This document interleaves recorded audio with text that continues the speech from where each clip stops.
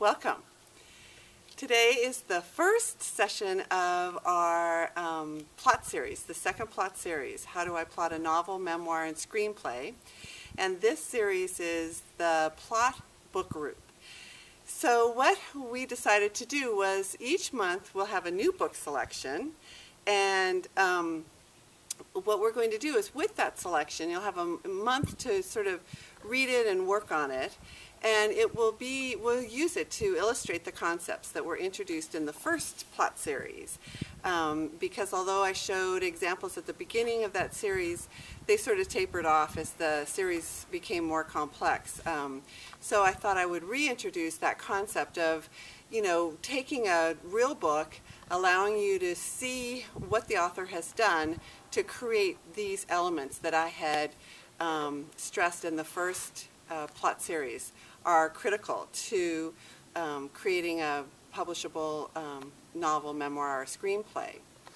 So what you can do is I will try to, in the examples, and each week we're going to try to upload the videos so they're always available every Monday. We're going to get on a schedule this time, and then I'll tell you what steps in the plot series we're reinforcing. That way you can go back to that series, watch those steps if you need more information than what I'm able to convey in these short little blurbs about the example. And then also my new book, The Plot Whisperer, Secrets of Story Structure Any Writer Can Master, is not yet out. It's so hot off the presses that it's not even in the warehouses yet. So I don't even have a copy to be able to hold up and show you. But I'm wearing orange because the cover is orange. And so once you get the book, it will be available for pre-order now. People are pre-ordering it now and should start to receive it in the first part of October.